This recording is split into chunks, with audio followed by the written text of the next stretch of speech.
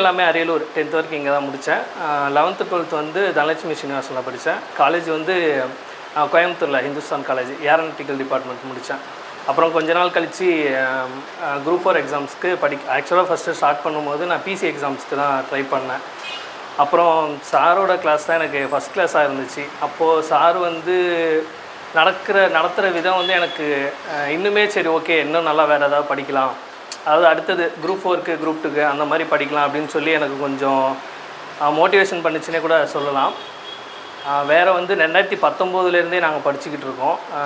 2019 group 4 miss ஆச்சு. அப்புறம் அதில் பிசி எக்ஸாம் வந்து ஒரு எக்ஸாம் மிஸ் ஆச்சு. 2வது எக்ஸாம் பாஸ் பண்ணேன். பட் ஆனால் சரி ஓகே இன்னும் அடுத்தடுத்து குரூப் 4க்கே படிச்சுக்கலாம் அப்படின்னு சொல்லிட்டு அதுக்கு போகல. அப்புறம் 22 மிஸ் ஆச்சு. அப்புறம் இந்த குரூப் 4 தான் கிடச்சிது. 22 வந்து மெயின்ஸ் படிக்க போயிருந்தோம். மெயின்ஸில் வந்து அதுலேயும் கொஞ்சம் கம்மியான மார்க் அப்படிங்கிறதுனால 135. அப்புறம் அதில் கிடைக்கல, அவங்களுக்கும் கிடைக்கல மெயின்ஸில். பட் அவங்களுக்கு பிஎஸ்டிஎம் இருந்துச்சு அப்படின்னா அவங்களுக்கு கிடச்சிருந்துருக்கும். எங்கள் கூட படித்த இன்னொரு பொண்ணு, அவங்க எங்கள் சிஸ்டர் தான். அவங்க வந்து ஸ்கூல் எஜுகேஷன் டிபார்ட்மெண்ட் எடுத்திருந்தாங்க. சென்னையில் ஒர்க் பண்ணுறாங்க. இப்போ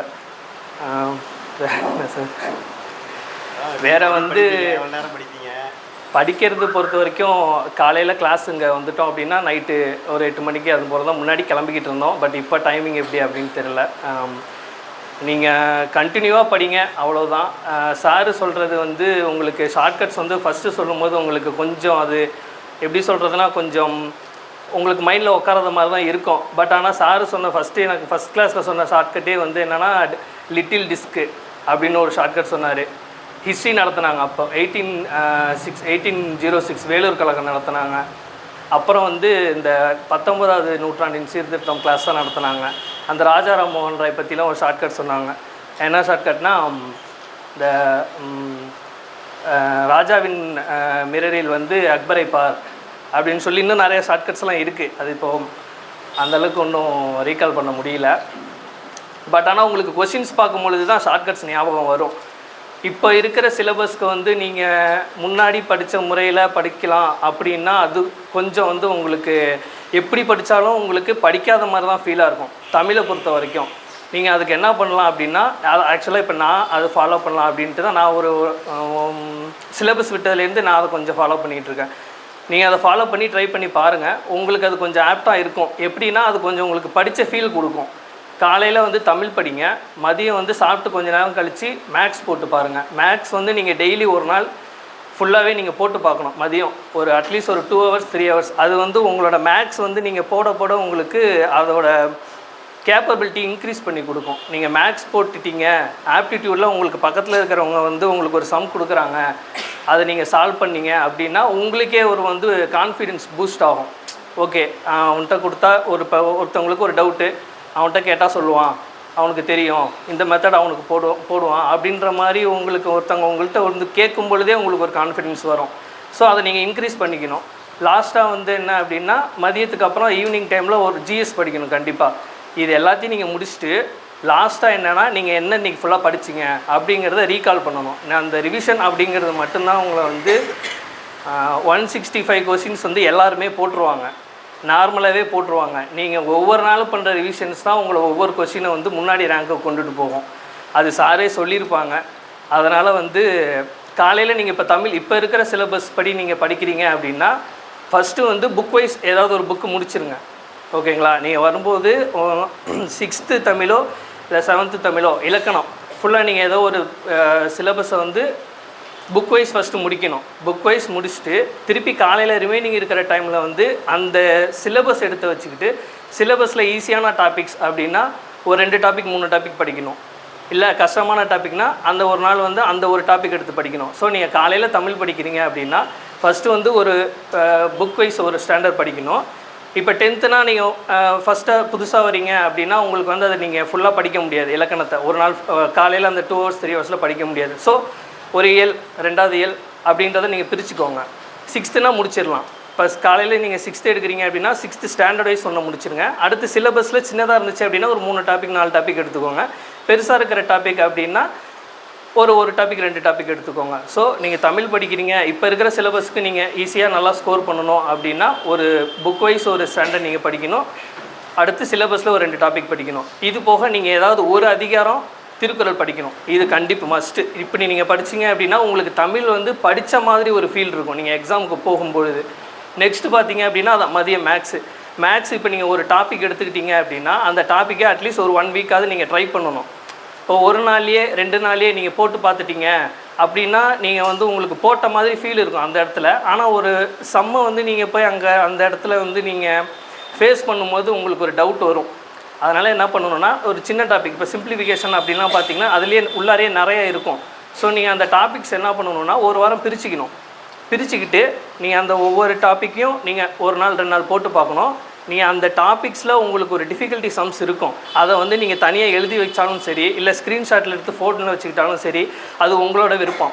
இன்னொரு முக்கியமான விஷயம் என்ன அப்படின்னா பழைய இது இருக்குது இல்லைங்களா, பழைய கொஷின்ஸ் வந்து நீங்கள் படிச்சிங்கன்னா மட்டும்தான் புதுசாக படிக்கிறவங்களாக இருந்தாலும் சரி, ரொம்ப காலம் படிச்சுக்கிட்டு இருக்கிறவங்களாக இருந்தாலும் சரி, அவங்களுக்கு வந்து ஒரு கொஷின்ஸ் செட்டிங்கில் ஐடியா கிடைக்கும். நீங்கள் படிக்கும் பொழுதே ஒரு டிஎன்பிசியில் கொஷின்ஸ் எடுக்கிறவங்க என்ன மைண்ட் செட்டில் இருப்பாங்க அப்படிங்கிறத நீங்கள் ஓரளவுக்காவது நீங்கள் உங்கள் மைண்டுக்கு நீங்கள் கொண்டு வரணும்.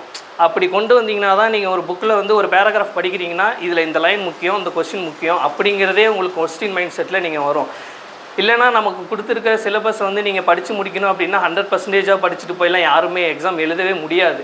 ஸோ நீங்கள் என்ன பண்ணணுன்னா உங்களோட அந்த கொஸ்டினாக நீங்கள் டிஎன்பிசி சைட்லேருந்து அவங்க எப்படி கேட்குறாங்க அப்படின்றதே உங்களுக்கு தெரியணுன்னா நீங்கள் ஃபஸ்ட்டு கொஸ்டின்ஸ் தான் பார்க்கணும். இப்போ நேற்றுக்கு நடந்துச்சு இல்லைங்களா குரூப் 2, அதில் வந்து தமிழ் கொஸ்டின்ஸ் வந்து கொஞ்சம் கஷ்டமாக தான் இருந்துச்சு. பட் ஆனால் நீங்கள் அதை இன்னொன்று யோசிக்கணும். மொத்தமே 2000 சம்திங் வேகன்சிஸ் தான், அதுலேயே தான் அவங்க ஃபில்டர் பண்ணி ஆகணும். இது லாஸ்ட்டு ஃபில்ட்ரேஷன் அப்படிங்கிறதுனால அதில் அவங்க ஃபில்ட்ரு பண்ணோம். இன்னொன்று என்னென்னா டிகிரி ஸ்டாண்டர்ட் கொஸ்டின்ஸ் அது. ஸோ அதுக்கேற்ற மாதிரி தான் அவங்க கொஸ்டின் செட் பண்ணுவாங்க. ஆனால் நீங்கள் இந்த கொஸ்டின்ஸை பார்த்துட்டு வந்து இதே மாதிரி தான் குரூப் 4ல் இருக்கும் அப்படின்னு நீங்கள் அதை நினச்சிக்கிட்டு இருந்தீங்க அப்படின்னா அது வந்து எப்படின்னா நீங்கள் உங்களை நீங்களே பயமுறுத்திக்கிறதா அர்த்தம். நிறைய பேர் யூடியூப்ஸில் இந்த மாதிரி போட்டு உங்களை நிறைய பேர் கன்ஃபியூஸ் பண்ணுவாங்க, பயமுறுத்துவாங்க. எப்படின்னா நிறைய தம்ப்நெயில்ஸ் டெம்ப்ளேட்ஸ்லாம் போட்டு உங்களை அந்த வீடியோஸ் பார்க்க வைக்கணுன்னே எப்பயுமே ஒரு வீடியோ அவங்க போடுறாங்க தம்ப்நெயில் நெகட்டிவிட்டி அப்படின்னா அவங்க நெகட்டிவிட்டி தான் ஃபஸ்ட்டாகவே அந்த தம்ப்நெயிலில் போடுவாங்க. ஏன்னா அப்போ தான் நம்ம பயந்துக்கிட்டு போய் அந்த வீடியோ பார்ப்போம். ஸோ நீங்கள் இந்த யூடியூப்ஸில் மற்ற அகாடமி சொல்கிறது போகிறது வருது அதெல்லாம் நீங்கள் காது கொடுத்தே வாங்காதீங்க தயவுசெய்து. நீங்கள் வந்து உங்களோட ஸ்டடீஸில் ஃபோக்கஸ் பண்ணுங்கள். குரூப் 4ல் என்ன மாதிரியான அவங்க சிலபஸில் கேட்பாங்களோ அதை தாண்டி அவங்க கேட்க போகிறது இல்லை. அவங்களே ப்ராக்கெட்டில் SSLC ஸ்டாண்டர்ட்னு கொடுத்துட்டாங்க. இருந்தாலும் நம்ம தமிழுக்கு 11th 12th படிச்சுக்கிட்டு தான் இருக்கோம். அது படிக்கணும் கண்டிப்பாக. இப்போ என்ன எக்ஸ்ட்ராவாக படிக்கணும்னா இந்த சிறப்பு தமிழ் 11th 12th வந்து அவங்க அந்த கலைச்சொற்கள் சொல்லியிருக்காங்க இல்லைங்களா, அது ரிலேட்டடாக கொஞ்சம் கலைச்சொற்கள்லாம் இருக்குது. அதில் வந்து இலக்கணவியல் அப்படிங்கிற லெசன்ஸ்லலாம் பார்த்திங்க அப்படின்னா இப்போ யாப்பு, மரபு, யாப்பிலக்கணம், அப்புறம் அணிகள், அதுக்கான கலைச்சொற்களே என்னென்னலாம் கொடுத்துருக்காங்க. ஸோ கொஸ்டின்ஸ் கேட்குற மாதிரி அவங்க இருந்தாங்க அப்படின்னா அந்த ரீஜனில் கேட்கலாம். கலைச்சொற்களே அவங்க இன்னொரு டெஃபினேஷனாக கொடுத்துட்டாங்க. எப்படின்னா அறிவியல் சார்ந்த கலைச்சொற்கள், அப்புறம் இந்த மாதிரி கணினி சார்ந்த மரபு இது கலைச்சொற்கள்லாம் கொடுத்துட்டாங்க. இப்போ 11th சிறப்பு தமிழில் வந்து லாஸ்ட் லெசனில் கணினிவியல்னு ஒரு லெசன் இருக்கும். அதில் பார்த்தீங்கன்னா அந்த கணினி சம்மந்தமான கலைச்சொற்கள் எல்லாமே இருக்கும். ஸோ நீங்கள் சிலபஸை வச்சுக்கணும். சிலபஸ் படி அது எந்தெந்த புக்ஸில் இருக்குது அப்படிங்கிறத நீங்கள் அதை பார்த்துக்கிட்டு நீங்கள் அதை படிச்சிங்கனாலே போதும். இப்போ 11th சிறப்பு தமிழா இது ஃபுல்லாகவே படிக்கணுமா, இது இவ்வளவு இருக்கே அப்படிலாம் நீங்கள் யோசிக்கணும்னு அவசியமே இல்லை. இப்போ தலையங்கம்னு ஒரு தமிழில் வந்து தலையங்கம் அப்படின்னு ஒரு சிலபஸ் சேர்த்துருக்காங்க. இது வந்து அதிகமாக கேட்க பாசிபிலிட்டிஸ் எங்கே இருக்கும் அப்படின்னா நியூஸ் பேப்பர் கட்டிங்ஸில் அந்த ரிலேட்டடாக கேட்பாங்க. அதுக்கு நியூஸ் பேப்பர் ரிலேட்டடாக கேட்பாங்க. இதுக்கு வந்து சிறப்பு தமிழில் ஒரு லெசனே இருக்குது, இதழியல்னு ஒரு லெசனே இருக்குது. அதுலேயே தலையங்கம்ன்ற தலைப்பும் இருக்குது. ஸோ இந்த மாதிரி சிலபஸை வந்து நீங்கள் வந்து டீகோட் பண்ணுவோம். இதுக்கு டீகோட் நம்ம தனியாக உட்காந்து தான் பண்ணணும்லாம் அவசியமே இல்லை. நமக்கு வந்து டெலிகிராமில் நிறைய சோர்ஸஸ்லாம் இப்போ வந்து வர ஆரம்பிச்சிருச்சு. அவங்களே என்னென்ன ஒரு தடவை அது பிடிஎஃப் போட்டாங்கன்னு நினைக்கிறேன். என்னென்ன சிலபஸ்ஸு, என்னென்ன டாப்பிக்கு, என்னென்ன புக்கில் பேஜ் நம்பர் முதற்கொண்டு அவங்க போட்டுட்டாங்க. நீங்கள் அதை எடுத்து உங்கள் புக்கில் நீங்கள் ஹைலைட் பண்ணி இலக்கணம் படிக்கும் பொழுது அதையும் நீங்கள் சேர்த்து படிக்கணும். அவ்வளோதானே தவிர நீங்கள் இவ்வளோ இருக்குது அவ்வளோ இருக்குது அப்படின்னு நீங்கள் எல்லாத்தையும் நீங்கள் படிச்சுட்டு எக்ஸாமுக்கு போகணும் அப்படின்னு நினச்சிங்கன்னா அது சாத்தியமே இல்லை, அது யாராலையும் முடியாது. ஸோ மினிமமாக உங்களுக்கு இருக்கிற டைமில் நீங்கள் உங்களால் மேக்ஸிமம் எவ்வளோ படிக்க முடியும், அதை விட முக்கியமான விஷயம் என்னென்னா உங்களால் அதை எவ்வளோ தூரம் திருப்பி ரிவிஷன் பண்ண முடியும் அப்படிங்கிறத நீங்கள் பார்க்கணும். எப்பயுமே ஒரு இது நீங்கள் படிச்சிட்டிங்க அப்படின்னா ஒரு தடவை படிச்சிட்டோம் அப்படின்னு நீங்கள் நினச்சிங்கன்னா அது வந்து அது படித்ததாகவே ஆகாது. நீ அட்லீஸ்ட் அந்த பாடத்தை நீங்கள் ஒரு 10 முறை 15 முறையாவது நீங்கள் வாசிச்சிருக்கணும். இதுவும் சார் சொல்லியிருப்பார் கண்டிப்பாக. அதனால் நீங்கள் என்னென்னா ஒரு லெசன் நீங்கள் எடுத்துக்கணும். அதில் நீங்கள் ஃபஸ்ட்டு படிக்கும் பொழுது எப்பயும் முழுமையாக படிக்கணும். அது எடுத்தோடனே அதில் ஹைலைட்டாக இருக்கிறது, புக் பேக்கு பாக்ஸில் இருக்கிறது அதை மட்டும் படிச்சிடக்கூடாது. நீங்கள் அதை முழுமையாக படிக்கணும். முழுமையாக படித்தா தான் அடுத்த வாட்டி படிக்கும் பொழுது நீங்கள் அதில் வந்து முக்கியமான பாயிண்ட்ஸ் குறித்து வச்சுருக்கிறது உங்களுக்கு தெரியும். அது வந்து எக்ஸாம் பாயிண்ட் ஆஃப் வியூவில் அந்த பாயிண்ட்ஸ் வந்து கொஷின்ஸில் கேட்குற மாதிரி இருக்கா அப்படிங்கிறது தெரியும். இதுக்கு நீங்கள் என்ன பண்ணணுன்னா, தமிழில் இப்போ வந்து கட்டாய தமிழ் நடந்திருக்கும். ஒரு 2024 வரைக்கும் வந்து ஒரு 45 கொஷின்ஸு 50 கொஷின்ஸ் இருக்கும். அதுவுமே எல்லாமே ஒரு செட் ஆஃப் பிடிஎஃபாகவே எல்லாமே கிடைக்கும். நீங்கள் அதை என்ன பண்ணணுன்னா, ஒரு 2 பேர் இல்லை 3 பேராக சேர்ந்து ஒரு ஸ்பைரலாக போட்டு 2ஆக பிரிச்சுக்கணும். பிரிச்சுக்கிட்டு அதை நீங்கள் வந்து ஃபிசிக்கல் ஃபார்மில் நீங்கள் வச்சுக்கிட்டீங்க அப்படின்னா என்னை பொறுத்த வரைக்கும் பெஸ்ட்டு. ஏன்னா லட்சம் பிடிஎஃப் இருக்கும் நம்ம கையில். ஆனால் நம்ம அதை வந்து நமக்கே நம்ம வாட்ஸ்அப்பில் சென்ட் பண்ணிப்போம், அப்புறம் படிச்சிக்கலாம். ஆனால் ஒரு காலமும் நம்ம அதை ஓப்பனே பண்ண மாட்டோம். என்னோடதுலேயும் நிறைய இருக்குது. அதனால் என்ன பண்ணுறீங்கன்னா, என்னை பொறுத்த வரைக்கும் தமிழ் கட்டாய தமிழ் இருக்கும். அதை வந்து ஒரு 50 கொஷின்ஸ் இருக்கும். 50 கொஷின்ஸ் வந்து ஒரு 4 பேராக 3 பேராக பிரிச்சுக்கோங்க. ஒரு 10 கொஷின் 15 கொஷின் எல்லாத்தையும் சேர்த்து தனித்தனியாக ஒரு 3 பிடிஎஃபாக போட்டு 3 பேர் 3 ஸ்பைரலாக போட்டு 3 பேர் வச்சுக்கிட்டு அதை வந்து நீங்கள் இன்றைக்கி நீங்கள் உங்கள் இந்த ஸ்பைரல் படிக்கிறாங்களா, நீங்கள் இதை படிங்க, இன்னொருத்தவங்க அதை படிக்கட்டும், 3 பேரும் சேர்ந்துக்கிட்டு அதுக்கப்புறம் மாற்றிக்கோங்க. நீங்கள் இந்த மாதிரி மாற்றிக்கும் பொழுதே வந்து உங்களுக்கு கொஸ்டின்ஸ் ஏரியாஸ் எங்கே கேட்குறாங்க, எப்படி கேட்குறாங்க அப்படிங்கிறது உங்களுக்கு தெரியும். இன்னொன்று என்னென்னா, மேக்ஸுக்கும் நீங்கள் வந்து ஓல்டு கொஸ்டின்ஸ் கண்டிப்பாக நீங்கள் போட்டு பார்த்தே ஆகணும். ஏன்னா இப்போ லாஸ்ட்டாக நான் இந்த குரூப் 4ல் கூட ஒரு ஓல்டு கொஸ்டின்ஸ் ஒன்று கேட்டிருந்தாங்க. நான் அந்த கொஸ்டின்ஸ்லாம் போட்டு பார்த்தனால நான் போட்டே பார்க்கல. நான் டக்குன்னு அதில் 10 நாட்கள் தான் அப்படின்னு சொல்லி நான் அடிச்சிட்டேன். ஸோ அது மாதிரி நீங்கள் மேக்ஸும் வந்து ஒரு டாபிக் எடுக்கணும், 1 வீக் போடணும். அதில் உங்களுக்கு எந்த டைமில் எந்த டாபிக் வந்து உங்களுக்கு டிஃபிகல்ட்டிஸாக இருக்குது அப்படிங்கிறத நீங்கள் அதை நோட் பண்ணிக்கணும். ஃபஸ்ட்டு உங்களுக்கு எது வரும் எது வராது அப்படிங்கிறத நீங்கள் வந்து தெளிவாக தெரிஞ்சுக்கணும். அப்போனா தான் உங்களுக்கு இந்த காம்படிட்டிவ் எக்ஸாம் பொறுத்த வரைக்கும் ஒரு முழுமையாக நீங்கள் போய் எக்ஸாம் அட்டன் பண்ண முடியும். தமிழில் வந்து 80 இப்போ இருக்கிற சிலபஸுக்கு எல்லாருமே 80 கொஸ்டின்ஸ் ஈஸியாகவே அடிச்சிடலாம். 85 கொஸ்டின்ஸே ஈஸியாக அடிச்சிடலாம். மீதி அந்த 15 கொஸ்டின்ஸ் தான் ஒவ்வொரு டாப்பிக்லேயும் ஒரு கொஸ்டினோ 2 கொஸ்டினோ அவங்க கடினமாக கேட்பாங்க. அந்த கடினமாக கேட்குற கொஸ்டின்ஸை வந்து வேறு எங்கேயும் கேட்க மாட்டாங்க, ஸ்கூல் புக்ஸில் தான் இருக்கும். அது நம்ம ஏதோ ஒரு கட்டத்தில் நம்ம அதை எப்படி சொல்கிறது அப்படின்னா அதை கடந்திருப்போம். அந்த கொஸ்டின்ஸை நம்ம ஏதோ ஒரு கட்டத்தில் கடந்திருப்போம். நம்ம தப்பு பண்ணிட்டு வருவோம், அடுத்த நாளே நம்ம அந்த கொஸ்டின் நம்ம அந்த புக்கில் கண்ணில் மாட்டோம். ஸோ அந்த மாதிரி நீங்கள் அதை மிஸ் பண்ணிடக்கூடாது. நீங்கள் பழைய புக்ஸும் படிக்கணும். சிலபஸில் இருக்கிற சொல்லும் பொருளும் பழைய புக்லேயும் இருக்கும், எல்லா இடத்துலையும் இருக்கும். ஸோ நீங்கள் சிலபஸை வந்து புக் வைஸாக ஒன்ஸ் படிங்க, அப்புறம் சிலபஸ் வைஸ் 2 டாபிக்ஸ் படிங்க. மேக்ஸு பழைய எல்லா கொஸ்டின்ஸோடையும் பிடிஎஃப்பும் அதுவும் இருக்குது உங்களுக்கு. நீங்கள் அதே மாதிரி நான் 4 பிடிஎஃப் 4 ஸ்பைரல் போட்டு வச்சுருக்கேன். ஒரு நாளைக்கு ஒரு டாபிக், ஒரு 3 நாளைக்கு நான் ஒரு டாபிக் எடுத்து நான் போடுவேன். இப்போ வந்து மீசிமா மீப்போவா அப்படின்னா 2 நாள் ஃபுல்லாக மீசிமா, அதில் என்னென்ன டேர்ம்ஸ் இருக்குது, என்னென்ன மாடல்ஸ் இருக்குது, அப்புறம் எல்சிஎம் ஹெச்சிசிஎஃப்பில் என்னென்ன டேர்ம்ஸ் இருக்குது, என்னென்ன மாடல்ஸ் இருக்குது. அதே மாதிரி நாட்களில் ஒருத்தவங்க வந்து சேரும்போது அப்புறம் கழியும் பொழுது 2 பேரும் சேர்ந்தா, ஸோ இந்த மாதிரி நிறைய டேர்ம்ஸ் இருக்கும். ஸோ நீங்கள் 2 நாள் 3 நாள் நீங்கள் ஒரு டாபிக் பிரிச்சுக்கணும். ரேஷியோ ப்ரொபோர்ஷன்னா பார்த்தீங்கன்னா சின்ன டாபிக்ஸு, ஸோ நீங்கள் 2 நாளில் முடிச்சிடலாம். அந்த மாதிரி நீங்கள் டைம் பிரிச்சுக்கணும். இன்னொன்று என்னென்னா, நீங்கள் காலையிலேருந்து ஈவினிங் வரைக்கும் ஃபுல்லாக அப்படியே படிச்சுக்கிட்டே இருக்கணும், புக்கே பார்த்துக்கிட்டு இருக்கணும் அப்படின்ற அவசியமும் கிடையாது. நீங்கள் ஒரு 1 ஹவர் படிங்க. ஆனால் நீங்கள் வந்து என்ன பண்ணணுன்னா, எப்பயுமே குரூப் 4 பாஸ் ஆகணும் அப்படின்ற ஒரு லாங் டேர்ம் கோலை வச்சுக்கக்கூடாது. இது எனக்கு யார் சொன்னாங்கன்னா, இங்கே மேக்ஸ் கிளாஸ் சார் ஒருத்தர் எடுத்தாங்க. அவங்க தான் எனக்கு வந்து நடத்தும் போது சொன்னாங்க. எப்படின்னா, எப்பயுமே லாங் டேர்ம் கோல் நம்ம வச்சுக்கக்கூடாது. ஷார்ட் டேர்ம் கோல் தான் உங்களை வந்து அடுத்த கட்டத்துக்கு உங்களை வந்து நகர்த்தும். இப்போ இன்றைக்கி கிளாஸு இன்றைக்கி நடத்துனாங்களா, இன்றைக்கி நடத்துனதை இன்றைக்கி சாயந்தரத்துக்குள்ளே இதை படித்து முடிக்கணும், இன்னொருத்தவங்க கூட சேர்ந்து டிஸ்கஸ் பண்ணணும். அடுத்து வீட்டுக்கு போயிட்டு என்ன பண்ணலாம், படித்ததை ரிவிஷன் பண்ணலாம். இல்லையா படித்ததே அதே படிக்க உங்களுக்கு கஷ்டமாக இருக்கா, தமிழில் எடுத்து ஏதாவது ஒன்று ரிவிஷன் பண்ணலாம். இல்லையா ஒரு தூக்கம் போனதுக்கு அப்புறமேட்டுக்கு ரொம்ப டயர்டாக இருக்குது, சரி புக் எடுத்து வச்சு படிக்க கஷ்டமாக இருக்கா, ஒரு 5 சம்மோ 10 சம்மோ ஏதோ சம்ஸ் எடுத்து போட்டு பார்க்கலாம். அதே மாதிரி நீங்கள் காலையில் வந்ததுக்கப்புறம் காலையில் வரீங்க, இல்லை படிக்க ஸ்டார்ட் பண்ணுறீங்க அப்படின்னா, இப்போ 2 மணி, அதாவது நான் அப்படி தான் இருந்தேன். என்னென்னா ஒரு 1:45 இருக்கும், சரி 2 மணிலேருந்து படிக்கலாம் அப்படின்னு ஒரு ரவுண்ட் ஃபிகர் வந்து செட் பண்ணுறது, அதை நீங்கள் பண்ணாதீங்க மோஸ்ட்லி. ஆனால் எல்லோரோட மைண்ட் செட் இருக்கும், இப்போ 1:45 இல்லை 1:30 தாண்டி 1:35 40க்கு வந்து நம்ம சாப்பிட்டு முடிக்கிறோன்னா ஒரு 20 நிமிஷம் இருக்கா, சரி ஒரு 2 மணிலேருந்து படிக்கலாம், அந்த ரவுண்ட் ஃபிகருக்கு மைண்ட் போகும். ஏன்னா எனக்கும் தெரியும், நானும் அங்கே இருந்து தானே படித்தேன், அதனால் தெரியும். ஸோ அந்த மாதிரியான ஒரு மைண்ட் செட்டை நீங்கள் வச்சுக்காதீங்க. ஸ்டார்ட் பண்ணணுன்னா இப்பயே ஸ்டார்ட் பண்ணணும். அப்போனா தான் உங்களால் ஃபஸ்ட்டு ஸ்டார்ட்டே பண்ண முடியும். இல்லைனா நீங்கள் வந்து அதை இன்னும் கொஞ்சம் 2 தாண்டி 2:05 போயிடுச்சுன்னா 2:15 போயிடுவீங்க, 2:30 போயிடுவீங்க. ஸோ நீங்கள் உங்களோட வெற்றியை வந்து நீங்களே தள்ளி போட்டுக்கிட்டு இருப்பீங்க.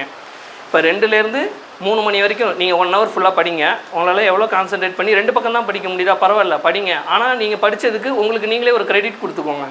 அதுக்கப்புறம் ஒரு 5 மினிட்ஸ் ரிலாக்ஸாக இருக்கிறதோ, பக்கத்தில் பேசுகிறதோ, மற்றவங்களுக்கு டிஸ்டர்ப் பண்ணாமல் ஏதாவது கேட்டுக்கிறது போகிறது, அந்த மாதிரி ஒரு ஷார்ட் டேர்மில் 1 ஹவரில் இந்த லெசன் படிக்கணும், 2 மணி நேரத்தில் இந்த லெசன் படிக்கணும் அப்படின்னு நீங்கள் ஒரு ஷார்ட் டேர்ம் கோல் வச்சுக்கோங்க உங்களுக்கு. அப்போ தான் உங்களுக்கு வந்து அந்த லாங் டேர்ம் கோல் அச்சீவ் பண்ணுறதுக்கு அது கொஞ்சம் யூஸ்ஃபுல்லாக இருக்கும். கொஞ்சம் இல்லை, ரொம்பவே அது யூஸ்ஃபுல்லாக இருக்கும். இது எனக்கு வந்து மேக்ஸ் சார் தான் அவங்க தான் சொன்னாங்க. ஏன்னா நாங்கள் சும்மா கேட்டுக்கிட்டே இருந்தோம். இதெல்லாம் வந்து முன்னாடியே பார்த்தாச்சு சார், இதெல்லாம் வந்து நிறையா இருக்குது, இதெல்லாம் ஸ்கூல் புக்ஸ்லேயே இருக்குது, எங்களுக்கு நீங்கள் வந்து வெளியிலேருந்து சோர்ஸ்லாம் கொடுங்க அப்படின்னு சொல்லி கேட்கும் பொழுது சார் அதை தான் எங்களுக்கு சொன்னாங்க. ஸோ நாங்கள் அதுக்கப்புறமும் கொஞ்சம் நாங்கள் ஃபாலோ பண்ணோம். இப்போ 1 மணி நேரம் 2 மணி நேரம் படிப்போம். இப்போ 10th ஜியோகிராஃபி எடுத்துக்கிட்டோம் அப்படின்னா இந்த ஒரு லெசன் ஓகே, இந்த ஒரு லெசன் படிச்சுட்டு அதுக்கப்புறமேட்டுக்கு போய் ஒரு டீ சாப்பிட்டு வரலாம், இல்லை அதுக்கப்புறம் போகலாம் அப்படின்னு ஒரு சும்மா நீங்களே உங்களுக்கு படித்ததுக்கு நீங்கள் ஒரு சின்ன கிரெடிட்ஸ் கொடுத்துக்கோங்க.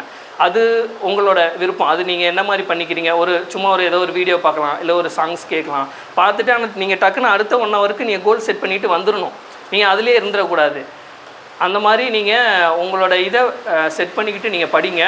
முக்கியமாக என்னென்னா, நீங்கள் ரொம்ப தூரமாக அந்த குரூப் ஒர்க்கு இன்னும் 6 மாதம் இருக்குது, ரொம்ப என்ன 5 மாதம் இருக்குது அப்படின்னு நீங்கள் ரொம்ப லாங் டேர்மாக நீங்கள் யோசிக்காதீங்க. அந்த குரூப் 4ல் நான் ஜெயிச்சே ஆகணும் அப்படின்ற மாதிரியான ஒரு ப்ரெஷரையும் நீங்கள் உங்களுக்குள்ளே நீங்கள் போட்டுக்காதீங்க. இன்னொன்று என்னென்னா, பழைய ஸ்டூடெண்ட்ஸ் நிறைய பேர் இருப்பாங்க.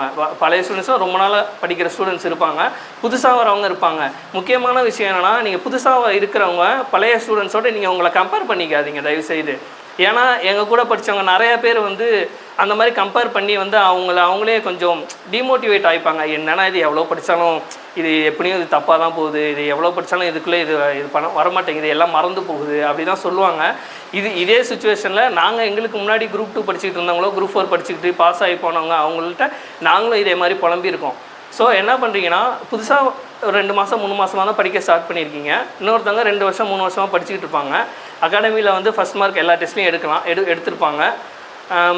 கேட்குற கேள்விக்கெலாம் ஆன்சர் பண்ணுவாங்க. ஸோ நீங்கள் அவங்களோட கம்பேர் பண்ணிக்காதீங்க. நீங்கள் என்ன பண்ணணுன்னா, நீங்கள் இங்கேருந்து அந்த லெவலுக்கு போகிறதுக்கு நீங்கள் என்ன பண்ணணுமோ அதை நீங்கள் வந்து ட்ரை பண்ணணும். ஸோ நீங்கள் அவங்களோட கம்பேர் பண்ணிக்கிட்டு நீங்கள் உங்களே டிமோட்டிவேட் பண்ணிக்கிட்டு இருக்காதீங்க. நீங்கள் ரெகுலராக படிச்சிங்க அப்படின்னாலே உங்களுக்கு அந்த இது வந்துடும், அந்த ஃப்ளோ வந்துடும். ஸோ வந்து நீங்கள் அந்த மாதிரி அவங்களோட கம்பேர் பண்ணிக்கிட்டு எப்படின்னா, மற்றவங்களை இம்ப்ரெஸ் பண்ணுறதுக்காக படிக்காதீங்க, உங்களை இம்ப்ரூவ் பண்ணுறதுக்காக படிங்க. ஓகேங்களா? இப்போ அகாடமியில் இன்றைக்கி ஃபஸ்ட் மார்க் எடுத்தே ஆகணும், செகண்ட் மார்க் எடுத்தே ஆகணும், எப்படியாவது இம்ப்ரெஸ் பண்ணணும், நான் அப்போ தான் ஒரு இது ஃபுல்ஃபில் அப்படின்றதுக்காக படிக்காதீங்க. நீங்கள் ஃபஸ்ட் மார்க் அது தப்பு இல்லை. அந்த ஃபஸ்ட் மார்க் நீங்கள் எடுக்கிறதுக்கு அந்த கொஷின்ஸில், அந்த எக்ஸாம்ஸில், அந்த டெஸ்ட்டில் நீங்கள் படித்ததில் உங்களுக்கு வந்து நீங்கள் எடுத்து ஃபுல்ஃபில் ஆகணும். உங்களோட மனசு வந்து ஃபுல்லாக சாட்டிஸ்ஃபை ஆகணும். ஓகே, இவ்வளோலாம் பண்ணியிருக்கோம், இவ்வளோ இது பண்ணியிருக்கோம். இதுலேயே வந்து அந்த நீங்கள் ஃபஸ்ட் மார்க் எடுக்கிற கொஷின்ஸ்லேயே 2வது வாட்டி 3வது வாட்டி 4வது வாட்டி நீங்கள் வந்து உங்களுக்கு அந்த டெஸ்ட் கொஷின் கொடுத்தா நீங்கள் அதே மார்க் எடுக்க மாட்டீங்க. யாராக இருந்தாலும் அதே மார்க் எடுக்க மாட்டாங்க. ஸோ என்ன பண்ணுறீங்கன்னா, நீங்கள் அடுத்தவங்களை இம்ப்ரெஸ் பண்ணுறதுக்காக படிக்காதீங்க, உங்களை இம்ப்ரூவ் பண்ணுறதுக்காக நீங்கள் படிங்க. அவ்வளோதான். மற்றபடி இப்போ சும்மா நான் அடுத்த எக்ஸாம் குரூப் 2 குரூப் 4 அந்த மாதிரி எக்ஸாமுக்கு நான் இது தான் ஃபாலோ பண்ணிகிட்டு இருக்கேன். என்னென்னா, ஃபஸ்ட்டு ஒரு தமிழ் ஸ்டாண்டர்ட் புக்ஸ் படிங்க. அதே இது சிலபஸோ இல்லை வேறு 2 டாப்பிக்கோ எடுத்து சிலபஸ் வைஸ் ஒன்று ஸ்டாண்டர்ட் வைஸு, ஒன்று சிலபஸ் வைஸு, மதியம் மேக்ஸு, அதுக்கப்புறம் ஈவினிங் மதியத்துக்கு மேலே கொஞ்சம் டைமுக்கு மேலே ஜிஎஸ்சில் ஒரு 2 டாப்பிக்கு. ஃபஸ்ட்டு நீங்கள் ப்ரிஃபரன்ஸ் கொடுக்க வேண்டியது பாலிட்டிக்கு கொடுங்க, அப்புறம் ஹிஸ்ட்ரி ஐஎன்எம்க்கு கொடுங்க, அப்புறம் எக்கனாமிக்ஸுக்கு. இது கொடுத்துட்டு நீங்கள் நிறைய பேர் வந்து சயின்ஸ் நடத்தலை, போகலை, வரல, அது தேவை கிடையாது. ஆக்சுவலாக சொல்லப்போனால் இப்போ என்னென்னா, அவங்களே மார்க்ஸ் எவ்வளோன்னு டிஸ்ட்ரிபியூஷன் பண்ணிட்டாங்க. சயின்ஸை பொறுத்த வரைக்கும் 9th 10th ஒரு 5-6 லெசன் இருக்கும். அது வந்து ஒரு கல்ச்சர், இதையாவது படிச்சுட்டு போகணும். ஏன்னா முன்னாடி அதுலேருந்து கேள்வி கேட்டுக்கிட்டே தான் இருந்தாங்க. அட்லீஸ்ட் அந்த 4 லெசன் படித்தா 3 கொஸ்டின்ஸ் வந்துடும். இந்த blood and circulation, reproduction system, இதிலலாம் வந்து கண்டிப்பாக ஒரு கொஸ்டின் வந்துக்கிட்டே இருக்கும். ஸோ அது ஒரு கல்ச்சராக ஃபாலோ பண்ணுறது. இந்த ஒரு 6 லெசன், இந்த ஒரு 5 லெசனாக படிச்சுட்டு போகணும். ஏன்னா அதுலேருந்து கேள்வி கேட்டால் நம்ம மிஸ் பண்ணிடக்கூடாது, ஏன்னா எல்லோரும் அடிச்சிருவாங்க. ஸோ அந்த மாதிரி இருக்கிற லெசன்ஸ் மட்டும் நீங்கள் படிங்க, போதும். அவ்வளோதான் சார். ஸோ நீங்கள் நல்லா படிங்க, கண்டினியூவாக படிங்க. உங்களுக்கு வாய்ப்பு கிடச்சிச்சின்னா, இப்போ இந்த டைப்பிங் எக்ஸாமுக்கு கவுன்சிலிங்ஸ் போவாங்க, உங்கள் ஃப்ரெண்டு யாராவது போனாங்க அப்படின்னா நீங்கள் அவங்க கூட போக ட்ரை பண்ணுங்கள். ஏன்னா வந்து நீங்கள் அந்த எப்படி சொல்கிறது, அந்த ஆஃபீஸில் வந்து நிறைய எமோஷன்ஸ் இருக்கும். நீங்கள் உங்களை நீங்களே வந்து எப்படி சொல்கிறதுனா, நீங்கள் இம்ப்ரூவ் பண்ணிக்கலாம், உங்களை நீங்களே மோட்டிவேட் பண்ணிக்கலாம். நீங்களே உங்களை மோட்டிவேட் பண்ணலன்னா வேறு யாராலையும் உங்களை பண்ணி அது பிரயோஜனம் இல்லை. ஸோ இந்த மோட்டிவேஷன் இன்ஸ்பிரேஷனாக அது உங்களுக்குள்ளேருந்து உங்களாகவே நீங்களே பண்ணிக்கணும். அது மற்றவங்கள்ட்டேருந்து கிடைக்கும் அப்படின்னா நீங்கள் அந்த ஆஃபீஸ் போனீங்க அப்படின்னா நிறைய ஒரு எமோஷன்ஸ் இருக்கும், நிறைய ஒரு இன்ஸ்பிரேஷனாக நிறைய விஷயங்கள் இருக்கும். ப்ரெக்னென்ட் ஆகி கை குழந்தையோடு வருவாங்க. நிறைய பேர் ரொம்ப வருஷம் படித்தவங்க வந்து அவங்களோட ஃபீலிங்ஸை ஷேர் பண்ணிக்கிட்டு இருப்பாங்க. அவங்க அப்பா அம்மாலாம் ஷேர் பண்ணிக்கிட்டு இருப்பாங்க. அவங்க ஃப்ரெண்ட்ஸ்லாம் வருவாங்க, எல்லோரும் தூக்கிலாம் என்ஜாய் பண்ணிக்கிட்டு இருப்பாங்க. ஸோ நீங்கள் உங்களுக்கு டைம் இன்கேஸ் கிடச்சிச்சு, அவங்க கூட போகிற வாய்ப்பு கிடச்சிச்சு அப்படின்னா நீங்கள் வெளியே நின்று அது பண்ணிங்கன்னா உங்களுக்கு அதுவே ஒரு எக்ஸ்ட்ரா பூஸ்ட்டாக இருக்கும். அந்த மாதிரி நீங்கள் வந்து உங்களை நீங்களே மோட்டிவேட் பண்ணிக்கோங்க. கூட படிக்கிறவங்க கூட நீங்கள் கம்பேர் பண்ணிக்காதீங்க. முடிஞ்ச அளவுக்கு சேர்ந்து படிக்க முடிஞ்சால் படிங்க, இல்லை தனியாக தான் படிக்கணும் அப்படின்னா நீங்கள் தனியாகவும் படிக்கிறது பெஸ்ட்டு தான். அதான் சொன்னாங்க, சாரு தான் ஒரு வீடியோவில் சொன்னாங்கன்னு நினைக்கிறேன். நீங்கள் வந்து ரொம்ப தூரம் போகணும் அப்படின்னா சேர்ந்து போகணும், தனியாக நீண்ட தூரம் போகணும் அப்படின்னா சேர்ந்து போகணும், விரைவாக போகணுன்னா தனியாக போகணும். ஸோ நீங்கள் அதை உங்களுக்கு எது அப்படிங்கிறத நீங்கள் தான் செட் பண்ணிக்கணும். இன்னொருத்தவங்க வந்து மோட்டிவேட் பண்ணிக்க மாட்டாங்க.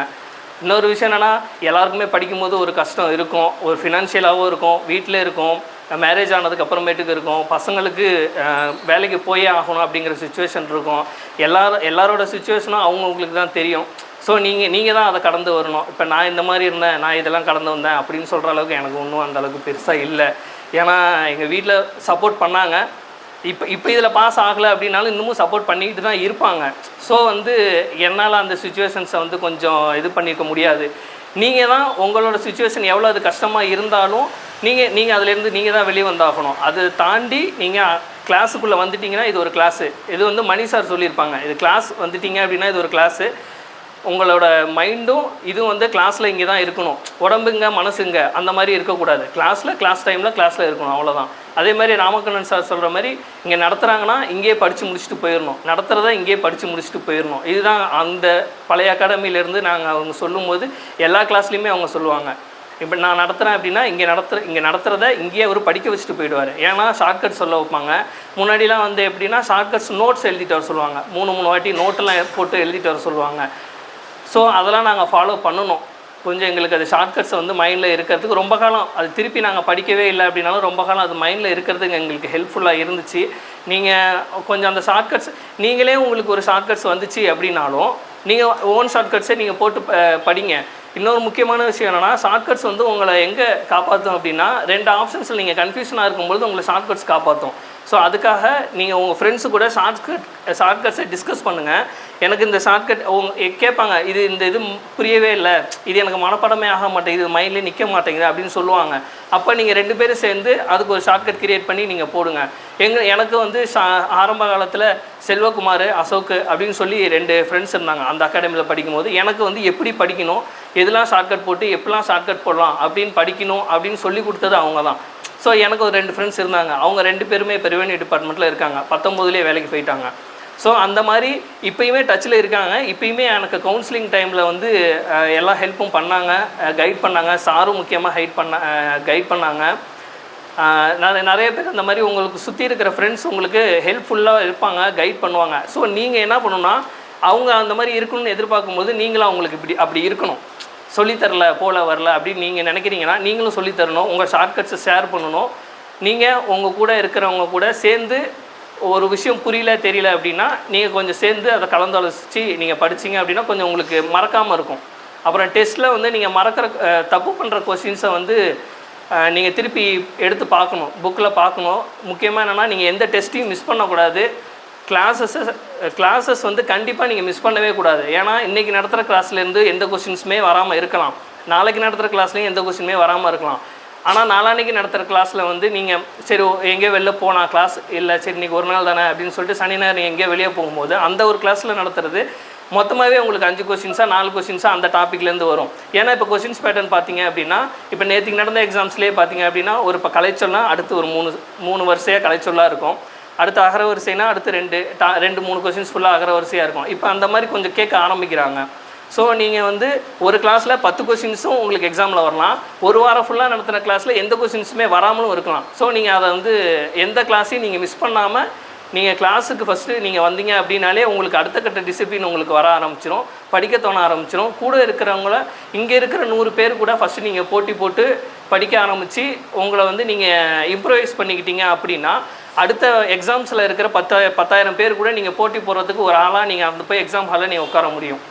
ஸோ எல்லாருக்கும் வாழ்த்துக்கள், நல்லா பண்ணுங்கள். இந்த குரூப் 4ல் வந்து அகாடமிலேருந்து இன்னும் நிறைய பேர் பாஸ் ஆகிட்டு போகிறதுக்கு என்னோடய வாழ்த்துக்கள்.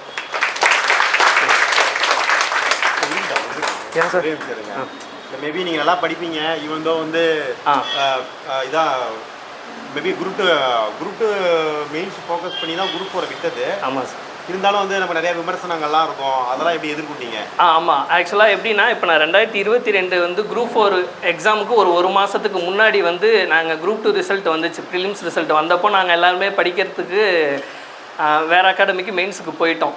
அப்புறம் என்ன ஆச்சு அப்படின்னா அது ஒரு நீண்ட ப்ராசஸாக மாறிடுச்சு. அது மேலே நிறைய கேஸ் போட்டோ சம்திங் என்னமோ ஆகி 2 மாதம் 3 மாதத்தில் இப்போ நடந்துச்சு இல்லைங்களா எக்ஸாம் மெயின்ஸு, இது வந்து ஒரு 2-3 மாதத்தில் நடந்துருச்சு. ஆனால் எங்களுக்கு அந்த எக்ஸாம்ஸ் நடக்கிறதுக்கு ஒரு 8-9 மாதம் ஆயிடுச்சு. மே மாதம் போயிட்டு நாங்கள் பிப்ரவரி மாதம் தான் நாங்கள் அங்கேருந்தே வந்தோம், ஊருக்கே வந்தோம். நடுவில் நாங்கள் 2 நாள் மட்டும்தான் மேரேஜ் ஃபங்க்ஷன் எதோ ஒன்று சொல்லிட்டு நாங்கள் வந்தோம். ஸோ 8 மாதம் 9 மாதம் நாங்கள் அங்கே தான் இருந்து அந்த எக்ஸாம்ஸ் எழுதி நானும் கண்டிப்பாக கிடச்சிரும் அப்படின்னு சொல்லிட்டு நான் ஒரு வருஷம் படிக்கவே இல்லை. 2023 24 ஜனவரி வரைக்கும் நான் கம்பெனிக்கு ஒர்க் போயிட்டு இருந்தேன். படிக்கலை, கண்டிப்பாக கிடச்சிரும் அப்படின்னு சொல்லிட்டு நான் படிக்கவே இல்லை, விட்டுட்டேன். ஆனால் அது கிடைக்கல. ஆனால் என்ன ஆச்சு அப்படின்னா நான் ரிசல்ட் வந்த அன்னைக்கே கம்பெனிலேருந்து வேலையை விட்டுட்டு திருப்பி ஜனவரி மாதத்தில் அந்த லாஸ்ட் ஒரு 5 months 6 months தான் வந்து படித்து இது பண்ணேன் வீட்டில். ஆனால் என்ன எதுவும் கேட்கல, அதான் நான் சொன்னேன் இல்லைங்களா, எனக்கு வந்து அவங்க ஃபுல்லாகவுமே அவங்க 100% சப்போர்ட்டில் இருந்தாங்க. ஏன் ஃபெயில் ஆகிட்டா, ஏன் கிடைக்கலையா, போலியா, இதுக்கு சரி இப்போ இந்த கம்பெனி போறியா, இதிலே கண்டினியூ பண்ணு, திரும்பிலாம் போய் நீ படிச்சுட்டு இருக்காங்கன்னா அப்படின்னு சொல்ல கிடையாது அவங்க. சரி ஓகே ஒன்றும் பிரச்சனை இல்லை, இப்போ அடுத்த எக்ஸாம்ஸ் வருதில்ல, நீ அதில் வேலையை விட்டுட்டு நீ அதில் போயிட்டு நீ அதில் பார்த்துக்கோ அப்படின்னு தான் அவங்க சொன்னாங்க. ஏன்னா நான் எடுக்கிற முடிவில் வந்து நானும் இல்லை நீங்களும், நீங்கள் எடுக்கிற வந்து டிசிஷன்ஸ் வந்து ஃபஸ்ட்டு நீங்கள் எடுக்கிறதுக்கு முன்னாடி வந்து எவ்வளோ வேணால் நீங்கள் யோசிக்கலாம். எடுத்ததுக்கப்புறம் நீங்கள் அது ஏன்டா எடுத்தோம் அப்படின்னு யோசிக்கவே கூடாது. இப்போ கூட நான் அவங்கக்கிட்ட சொல்லுவேன், சரி 2 பேரும் நான் போகாமல் இருந்திருந்தா நீ அப்போவே அந்த எக்ஸாம் 22 பாஸ் ஆகிருப்பில்லையே அவங்க நிறைய வாட்டி என்கிட்ட சொல்லியிருக்காங்க.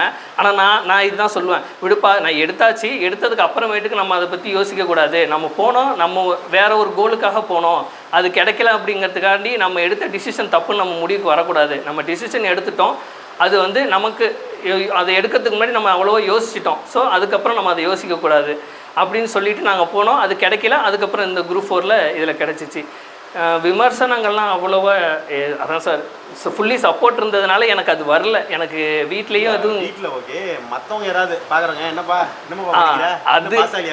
அது கேட்பாங்கல்ல, அதெல்லாம் ஆமாம் அது வந்து அது கேட்டாங்க. ஏன் குரூப் 4 எக்ஸாமுக்கு இந்த எக்ஸாம் முடிச்சுட்டு நான் கவுன்சிலிங் போஸ்டிங் எடுத்துருந்தேன். அடுத்த நாளே கூட கடைக்கு வந்து ஒருத்தவங்க எங்கள் வீட்டுக்கு முன்னாடி கடை வச்சுருக்கோம், கடைக்கு வந்து பரவாயில்ல இத்தனை நாள் நான் சும்மா தான் போயிட்டு வந்துக்கிட்டு இருந்தேன்னு நினச்சேன், ஏதோ ஒன்று எடுத்துட்டேன், ஒரு வேலைக்கு போயிட்டேன் அப்படின்னு சொல்லி எடுத்ததுக்கப்புறமும் கூட உங்களை விமர்சனம் பண்ணுறதுக்கு இருப்பாங்க, எடுக்கும்பொழுதும் இருப்பாங்க, எடுக்கிற வரைக்குமே இருப்பாங்க.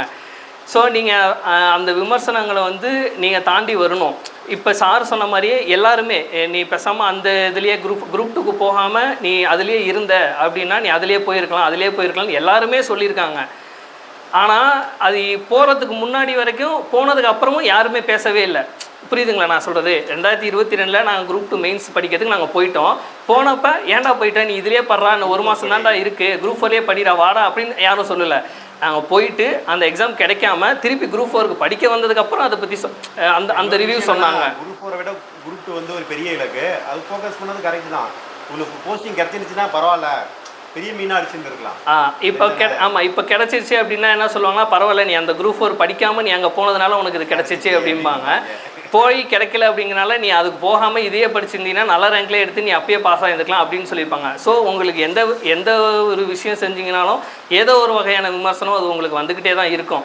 ஸோ நீங்கள் தான் அதை ஓவர் கம் பண்ணி வரணும். நீங்கள் அதை காதில் நீங்கள் ரோட்டில் வர வரைக்கும் நீங்கள் அதை பற்றி எவ்வளோ வேணால் யோசிக்கலாம், எவ்வளோ வேணால் வருத்தப்படலாம். ஒன்ஸ் நீங்கள் அகாடமிக்குள்ளே காலை வச்சிட்டிங்க அப்படின்னா என்ன படிக்கணும், என்ன கிளாஸு, நீங்கள் மதியம் அதுக்கப்புறம் என்ன பண்ண போகிறோம், என்ன ரிவிஷன் பண்ண போகிறோம், என்ன மேக்ஸ் டாபிக் பார்க்க போகிறோம், அந்த மைண்ட் செட்டுக்குள்ளே நீங்கள் வந்துடுங்க.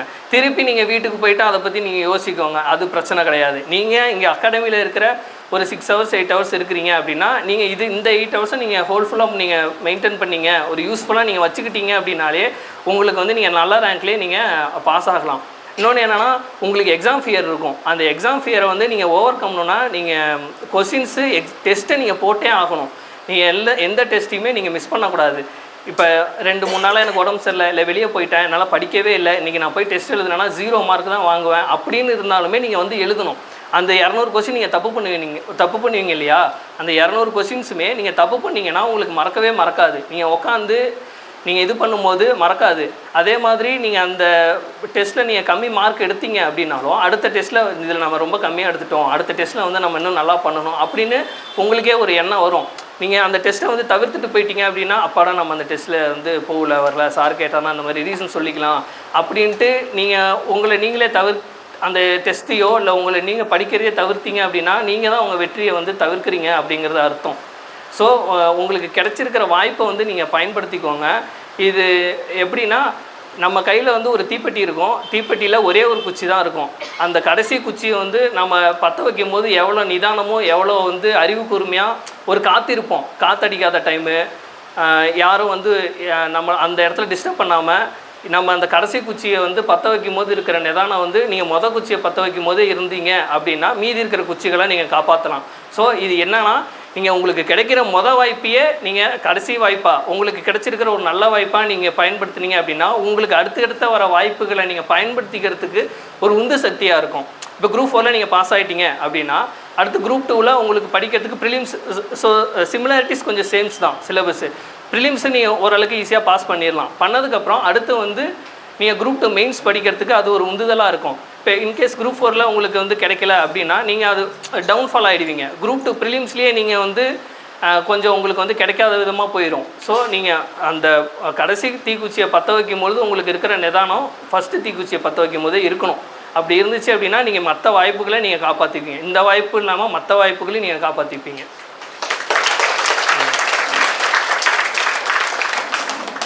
நிறையா சொல்லிட்டாரு, லைக் க்ளீனாகவும் சொல்லிட்டாரு. கண்டிப்பாக இதெல்லாம் இவருக்கு வந்து லாங் டைமாக அவர் மைண்டில் ஓடி அப்படி தான் அவர் சொன்னார். அதை ப்ரிப்ரேஷன்லாம் அவர் கேட்டார், ஆனால் பேச்செலாம் வேணாங்க அப்படின்னாரு. ஆனால் ஏன்னா வந்து இது ஆர்கனைஸாக தான் சொல்லியிருக்காரு, சொல்ல வேண்டியது சொல்லியிருக்காரு. அதான் சந்தேகம் கேள்விகள் இருக்கா, கேள்விகள் ஏதாவது இருக்கா கேட்குற மாதிரி? பழைய ஸ்டூடெண்ட்ஸ் யாருமே இல்லை, எல்லாமே புதுசாகவே இருக்கா இல்லை, எல்லாம் புது ஸ்டூடெண்ட்ஸாகவே தான் சார் இருக்காங்க. எல்லாருமே 2 பேர் தான் தெரியுது, அவ்வளோதான். ஓகே, இதெல்லாம் இது பண்ணார். அதனால வந்து இல்லை இந்த டார்கெட் எல்லாமே கரெக்டு தான். குரூப் 4 விட குரூப் 2 டார்கெட் பண்ணது மேபி வந்து இல்லை. அப்போ கூட நான் இப்போ ஸ்டேட்டஸ்லாம் பார்ப்பேன், மேபி அப்போ தான் ஒரு ட்ரெயின் போவோம். இவர் இங்கேருந்து கிளம்பி ட்ரெயினுக்கு போனார்ல அங்கே ஊருக்கு படிக்கிறதுக்கு. அப்போ வந்து விட்டாதரா ஒரு சான்ஸ் கிடைச்சா யூட்டிலைஸ் பண்ணிக்கணும், டப்புன்னு தூக்கி மெயின்ஸுக்குன்னு போனார். நல்லது தான். அடுத்த தடவை குரூப் 2 ப்ரிலிம்ஸே கிளியர் ஆகுமான்னு தெரியாது. ஸோ வந்து மெயின்ஸு பரவாயில்ல, அட்டம்ப்டு பாஸ் ஆனால் பாஸு, ஃபெயில் ஆனால் அடுத்து படிக்க போகிறோம். இது ஒன்றுமே இல்லை. எனி எக்ஸாம் அதேமாரி தான். அதனால் நம்ம அட்டம்ப்டு கொடுக்கணும், படிக்கணும் இல்லாமல் எல்லா டெஸ்ட்டும் எழுதணும். அதான் சொல்லியிருக்காரு. தேங்க்யூ. இன்னும் அடுத்த திருவிழாக்கு போகிறதுக்கும் அவர் வந்து பாடத்துலாம் போடுவார். நான் சொல்லுவேன், எனக்கு சாப்பாடு வாங்கப்பா, இந்த 100 கிலோ வாங்கப்பா, 50 கிலோ வாங்கப்பா அப்படின்னு சொல்லிட்டு பார்க்குறப்பெல்லாம் சொல்லுவேன். இல்லை ஏதாவது மெசேஜ் அனுப்பிச்சுடுவேன். அப்பப்போ என்ன பண்ணுவேன், சரி ஓகே படிங்க, எல்லாம் படிங்க, ஒரு 50 ரேங்கில் வாங்க, 100 ரேங்கில் வாங்க அப்படின்னு சொல்லிட்டு சொல்லிகிட்டே இருப்பேன். ஸோ எல்லாம் ஒர்க்கு தான், படிக்கிறாங்க, இது பண்ணுறாங்க. பட்டு அதை பற்றிலாம் நம்ம ரிசல்ட்டை பற்றிலாம் நமக்கு எதுவும் கிடையாது. சரிங்களா, நம்ம ப்ராசஸ் தான் நமக்கு ஃபோக்கஸ். ஓகேவா? ஆக்சுவலாக வந்து இந்த குரூப் 4 எக்ஸாம்ஸில் வந்து நான் தெரிஞ்ச கொஸ்டின்ஸே தான் தப்பு பண்ணினேன். அது ஏன்னா நான் அந்த ஒரு மாதிரியான ஒரு சுச்சுவேஷனில் நானே என்னை போய் நான் தள்ளிக்கிட்டேன். எப்படின்னா நான் எனக்கு சப்போர்ட் இந்த அளவுக்கு இருந்துமே நான் அந்த குரூப் 4ல் இதில் நம்ம கண்டிப்பாக நம்ம பண்ணியே ஆகணும், இதுக்கடுத்து நமக்கு நிறைய ரெஸ்பான்சிபிலிட்டிஸ் இருக்குது அப்படிங்கிற மாதிரியான ஒரு சுச்சுவேஷனில் நான் என்னையே தள்ளிக்கிட்டேன். ஸோ வந்து ஒரு தெரிஞ்ச கொஸ்டின்ஸே நிறைய ஒரு 4-5 கொஸ்டின்ஸ் கிட்டத்தட்டலாம் நான் தப்பு பண்ணிட்டேன். ஏன் சொல்ல போனால் காமராஜரோட பிறந்தநாள் அந்த கல்வி அந்த கொஸ்டின்ஸே நான் தப்பு பண்ணிட்டேன். அது சாரு சொன்னால் அது திட்டுவாங்க அப்படின்றது எனக்கு தெரியும். இருந்தாலும் நான் இந்த இடத்துல சொல்கிறேன், ஏன்னா அது ரொம்ப ஃபெமிலியர், 6th புக்லேயே இருக்கும். நிறையா வாட்டி டெஸ்ட்டில் எழுதியிருப்போம், நிறைய பேர் கூட கேட்டிருப்போம், போயிருப்போம், சொல்லியிருப்போம். பட் ஆனால் அந்த ஜூன் 15 ஜூலை 15 அப்படிங்கும்பொழுது எனக்கு அந்த கொஸ்டின் கடைசியாக இருக்கிறப்போ எனக்கு அதுக்கு முன்னாடி மேக்ஸ் சம்லாம் எல்லாமே இருந்துச்சு.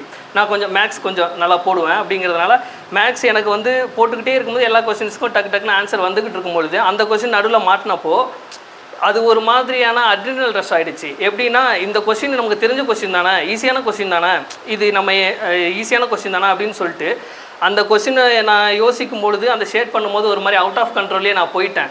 நான் அதை கொஞ்சம் அந்த இடத்துல தவிர்த்துட்டு எனக்கு பின்னாடி போகிறதுக்கும் எனக்கு டைம் இல்லை. ஏன்னா லாஸ்ட்டாக இருக்குது, எனக்கு இன்னும் 4 சம்ஸ் பின்னாடி இருக்குது. ஸோ அந்த இடத்துல நான் டக்கு ஷேட் பண்ணுங்கிறதுனால நான் மாற்றி ஷேட் பண்ணேன். ஸோ இந்த மாதிரி உங்களுக்கு அந்த இடத்துல ஒரு அட்ரினல் ரஷ் வந்து பூஸ்டப் ஆகும் கண்டிப்பாக. ஃபஸ்ட்டு கொஸ்டினே உங்களுக்கு தமிழில் தெரியல. இன்னொன்று என்னென்னா எங்களுக்கு ஃபஸ்ட்டு போகிற வரைக்கும் எங்களுக்கு ஃபஸ்ட்டு ஃப்ரண்ட்டில் ஜிஎஸ் இருக்குன்றதே எங்களுக்கு தெரியல. லாஸ்ட்டில் 100 கொஸ்டின்ஸ் தான் தமிழ். அதுவே ஒரு மாதிரி எங்களுக்கு டக்குன்னு எதாவது சரி ஓகே அது ஆயாச்சு. நீங்கள் தமிழ்லேயே ஃபஸ்ட்டு கொஸ்டின், 2வது கொஸ்டின், 3rd கொஸ்டின் அப்படின்னு தெரியல அப்படிங்கும்பொழுது நீங்கள் அதை விட்டுட்டு வந்துடணும். உங்களுக்கு நல்லா தெரிகிற கொஸ்டின்ஸ் எதுவோ அதுலேருந்து நீங்கள் ஸ்டார்ட் பண்ணுங்கள். ஸோ அந்த மாதிரி நிறைய விஷயங்கள் இருக்குது. சார் அது வந்து உங்களுக்கு எக்ஸாம் பக்கத்தில் நெருங்க அதெல்லாம் சொல்லுவாங்க. நீங்கள் அந்த தெரிஞ்ச கொஸ்டின்ஸை, நல்லா தெரிஞ்ச கொஸ்டின்ஸை வந்து நீங்கள் அதுக்கு வந்து கரெக்டாக நீங்கள் ஆன்சர் பண்ணணும். அதே டைமில் ஸ்பீடாக ஆன்சர் பண்ணணும். இது சார் கண்டிப்பாக சொல்லியிருப்பாங்க. ஒரு கொஸ்டின்ஸ் நீங்கள் பார்க்குறீங்க அப்படின்னா கரெக்டாக ஆன்சர் பண்ணணும், ஸ்பீடாக ஆன்சர் பண்ணணும். நீங்கள் எந்த அளவுக்கு ஸ்பீடாக ஆன்சர் பண்ணுறீங்களோ உங்களுக்கு தெரியாத கொஸ்டின்ஸில் நீங்கள் பின்னாடி யோசிக்க போகிற கொஸ்டின்ஸுக்கு அந்த டைம் வந்து உங்களுக்கு வந்து கொஞ்சம் யூஸ்ஃபுல்லாக இருக்கும். அதனால் நீங்கள் எக்ஸாம்ஸில் வந்து உங்களுக்கு தெரியாத கொஸ்டின்ஸ் இருக்குது அப்படிங்கும்போது சுத்தமாகவே ரொம்ப பிளாங்க் அவுட் அப்படின்னா நீங்கள் அதை நீங்கள் யோசிக்கவே கூடாது. உங்களுக்கு தெரியலனா எல்லாருக்குமே அது தெரியல தான். ஸோ நீங்கள் உங்களால் எவ்வளோ அளவுக்கு முடியும் அப்படின்றத கன்ஃபார்மாக 100% ஷோராக இருக்கிற கொஸ்டின்ஸை நீங்கள் அதை கண்டிப்பாக நீங்கள் அதை போட்டுட்டு வந்துடணும். இப்போ நான் அந்த 4 கொஸ்டின்ஸ் 5 அதிகபட்சம் சொல்ல போனோம்னா 5 கொஸ்டின்ஸ் இருக்குது. நான் தவறாக போட்டுட்டு வந்த கொஸ்டின்ஸ் 5 கொஸ்டின்ஸ் இருக்குது. அதை நான் போட்டிருந்தேன் அப்படின்னா இன்னும் மேலே ரெவென்யூ அந்த மாதிரி எடுத்துருந்துருக்கலாம். ஸோ அது என்னோடய தப்பு தான். இன்னொன்று என்ன அப்படின்னா உங்களுக்கு வந்து கொஸ்டின்ஸை நீங்கள் பார்க்கும் பொழுதே நீங்கள் முழுமையாக வாசிக்கணும். கொஸ்டின்ஸில் மேலே நீங்கள் ஃபஸ்ட்டு அவங்க என்ன கொடுத்துருக்காங்க அப்படிங்கிறதே நீங்கள் வாசிக்கணும். இப்போ ரீசெண்டாக நான் ஒரு பழைய கட்டாய தமிழ் கொஸ்டின்ஸில் பார்த்தேன். எப்படின்னா 4 ஆப்ஷன் கொடுத்துட்டு 4 ஆப்ஷனில் வந்து இது கலைச்சொற்களில் வந்து இங்கிலீஷ் வேர்ட்ஸ் கொடுத்துட்டு இந்த தமிழ் வேர்ட்ஸ் கொடுத்துருந்தாங்க. 4மே கரெக்டாக தான் இருந்துச்சு. பட் ஆனால் என்னென்னா மேலே என்ன கொஸ்டின்ஸ் கேட்டிருந்தாங்க அப்படின்னா பொருந்தாதது பொருந்தியது அந்த மாதிரி கேட்பாங்க. ஆனால் அதில் வந்து 4 இங்கிலீஷ் வேர்டுக்கு 4 தமிழ் வேர்டுமே ஈக்குவலாக தான் இருந்துச்சு. அதாவது சரியான வார்த்தையாக தான் இருந்துச்சு. ஆனால் அவங்க கொஸ்டின்ஸில் கேட்டதுன்னா சரியான அலுவலக கலைச்சொல் கேட்டிருந்தாங்க. அதாவது ஆஃபீஸில் யூஸ் பண்ணுற கலைச்சொல் கேட்டிருந்தாங்க. இந்த கொஸ்டின்ஸ் வந்து இது மாதிரி ஒரு டேர்மில் கேட்பாங்க அப்படிங்கிறது நான் இப்போ பழைய கொஸ்டின்ஸில் இப்போ ரீசெண்டாக கேட்ட ஒரு கட்டாய தமிழ் கொஸ்டின்ஸில் தான் நான் அது பார்த்தேன். ஸோ இப்படி ஒரு டேர்ம் இருக்குது. நான் அந்த இடத்துல ஏதோ ஒரு 3வதோ 4வதோ இருக்கிற கலைச்சொல்லில் வந்து நமக்கு ஏதோ 4மே அக்யூரேட்டாக தெரிஞ்சால் பிரச்சனை இல்லை. நான் ஏதாவது ஒன்று நமக்கு மிஸ்மேட்சாக நமக்கு தெரிகிற மாதிரி இருந்துச்சுன்னா நம்ம ஃபஸ்ட்டில் என்னை பார்க்காம டக்குன்னு அதை கொஸ்டின் அடிச்சுட்டு வந்துடுவோம். ஸோ நீங்கள் கொஸ்டினை வந்து ஆரம்பத்துலேருந்து கடைசி வரைக்கும் முழுமையாக வாசிக்கணும். இந்த மாதிரி பழைய கொஸ்டின்ஸை நீங்கள் வாசிக்கணும். பழைய கொஸ்டின்ஸை நீங்கள் எடுத்து பார்த்தீங்க அப்படின்னா தான் இந்த மெத்தட்லேயும் உங்களுக்கு கேட்குறாங்க அப்படின்னு தெரியும். 4 கலைச்சொல்லுமே சரியானதாக இருந்தது. ஆனால் அவங்க அதில் எது கேட்குறாங்கன்னா இந்த 4 கலைச்சொல்களை நம்ம எது அலுவலகத்துக்கு பயன்படுத்துகிற கலைச்சொல் அப்படின்னு சொல்லி கேட்டிருந்தாங்க. ஸோ நீங்கள் அதை வந்து கொஸ்டின்ஸை சரியாக படிக்கணும். ஃபஸ்ட்லேருந்து கடைசி வரைக்கும் சரியாக படிங்க. உங்களுக்கு வந்து அது யூஸ்ஃபுல்லாக இருக்கும். பழைய கொஸ்டின்ஸை நல்லா படிங்க. எடுத்து 2-3 பேர் சேர்ந்து பிரிண்ட் அவுட் போட்டுக்கிட்டு ஸ்பைரல் பண்ணிக்கிட்டு அதை சும்மா ஒரு 1/2 hour அதை டிஸ்கஸ் பண்ணுங்கள். உங்களுக்கு அதில் வந்து இந்த கொஸ்டின்ஸ் எங்கேருந்து வந்திருக்கு, இந்த கொஸ்டின்ஸ் எந்த மாதிரி இதுலேருந்து வந்திருக்கு, நூல்வெளியிலேருந்தே கேட்பாங்க. சில கொஸ்டின்ஸ் வந்து நுழையும் முன்லேருந்தே கேட்பாங்க. அந்த மாதிரி ஈஸியாக இருக்கிற உள்ளெல்லாம் நல்லா படிச்சிருப்போம். ஆனால் நுழையும் முன் படிக்காமல் விட்டுருப்போம். நுழையும் முன்லேருந்து கேள்வி கேட்பாங்க. ஸோ அதனால் நீங்கள் அந்த பழைய கொஸ்டின்ஸ் எடுத்து வாசிச்சிங்க அப்படின்னா தான் எந்த இதிலேருந்துலாம் கேள்வி கேட்குறாங்க, எப்படியெல்லாம் கேட்குறாங்க அப்படிங்கிறது உங்களுக்கு தெரியும். ஓகே, வேறு ஏதாவது கேள்வி கேட்குறீங்களா? இல்லை. ஓகே, அடுத்த எக்ஸாமில் பாஸ் பண்ணுறதுக்கு வாழ்த்துக்கள். Thank you sir.